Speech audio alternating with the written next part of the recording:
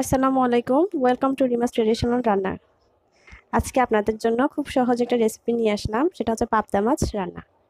পাবদা মাছ কিভাবে খুব সহজে কম মশলায় রান্না করবেন, আজকে আপনাদেরকে সেটাই করে দেখাবো। আমি এখানে ছোট সাইজের পাবদা মাছ নিয়েছি, এগুলো ধুয়ে পরিষ্কার করে নিয়েছি। এবার আমি চলে যাব সরাসরি রান্নায়। এখানে আমি পাতিলে তেল গরম করে নিয়েছি, এখানে আমি পেঁয়াজ কুচি দিয়ে দিলাম।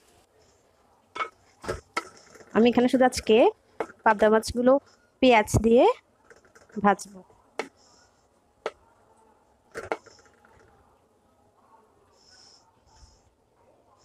পেঁয়াজগুলো একটু ভেজে নিব আগে।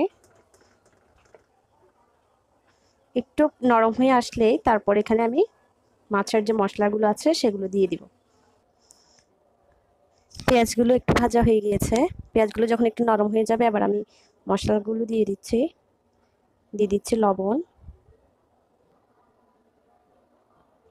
তারপর দিয়ে দিচ্ছি মরিচ গুঁড়া। ঝালটা আপনারা আপনাদের পছন্দ মতো দিবেন। হলুদ গুঁড়া,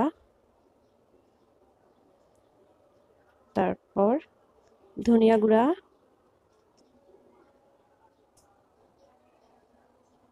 তারপর আমি এখানে সামান্য পানি দিয়ে দিচ্ছি।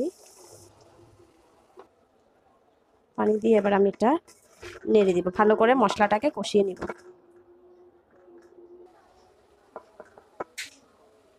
মশলাগুলোকে আমি ভালোভাবে কষিয়ে নিব।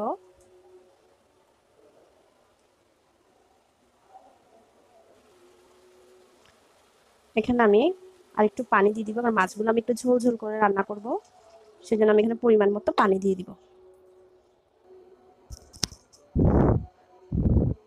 এখানে আমার মশলা কষানো হয়ে গিয়েছে, আমার ঝোলটাও বলক উঠে গিয়েছে। এখন আমি এখানে পাবদা মাছগুলো দিয়ে দিব।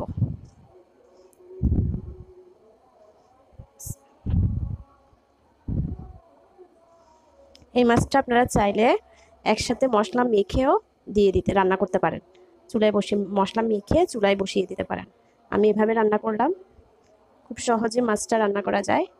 আবার আপনারা চাইলে মাছটা ভেজেও এভাবে মশলা তেলে কষিয়ে ভাজা মাছটা দিয়ে দিতে পারেন। অনেকে ভাজা মাছ খেতে পছন্দ করে, এভাবে রান্না করাটা অনেকে পছন্দ করে না, খাওয়াটা পছন্দ করে না। আপনারা যেভাবে পছন্দ করেন সেভাবেই রান্না করবেন, তবে এভাবে রান্না করে দেখবেন, এভাবে খেতে অনেকে পছন্দ করবে। এভাবে রান্না করে দেখবেন। মাছটা কিন্তু বেশি নাড়াচাড়া যাবে না, আমি এখানে ঝোলের মধ্যে দিয়ে সামান্য সামান্য নেড়ে দিচ্ছি। সামুদ্রিক মাছগুলো নরম হয়, যার কারণে এগুলো বেশি নাড়াচাড়া করা যায় না।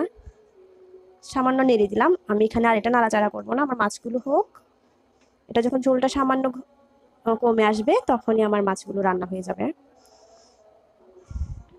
আর মাছগুলোতে আপনারা টমেটো ধনেপাতা এগুলো দিতে চেষ্টা করবেন, কারণ যে কোনো মাছেই টমেটো ধনেপাতাটা দিলে রান্নাটা অনেক মজা হয়। আর মাছ রান্নার ক্ষেত্রে কিন্তু কোনো বিশেষ মশলার প্রয়োজন হয় না। এই মরিচ, হলুদ, ধনিয়া গুঁড়া অনেকে পছন্দ করে না, ধনিয়া গুঁড়া ছাড়াও রান্না করা যায়। আমি এখানে ধনিয়া গুঁড়া দিয়েই মাছ রান্নার সময় সেজন্য দিয়েছি, আপনারা চাইলে না দিতে পারেন। আমি এখানে কিছু টমেটো কুচি দিয়ে দিব, আমি টমেটো কুচি দিয়ে দিলাম। টমেটোগুলো আমি একটু ছোট সাইজের করে কেটে নিয়েছি। এখানে কিছু কাঁচামরিচ কেটে কাঁচামরিচও দিয়ে দিব। কাঁচামরিচ দিলে কি হয়, এটা সুন্দর একটা ফ্লেভার আসে। ভিউয়ার্স, আমার মাছ রান্না শেষ। দেখেছেন তো খুব সহজে কিভাবে মাছটা রান্না করা যায়। আপনারা এভাবে মাছ রান্নাটা বাসায় ট্রাই করবেন, আশা করি আপনাদের সবার কাছে ভালো লাগবে।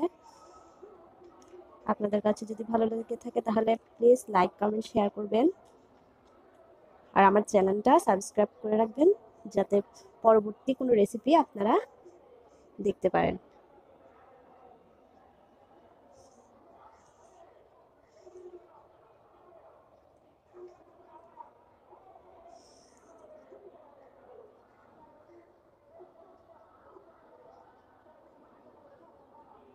ধন্যবাদ সবাইকে, ভালো থাকবেন, আর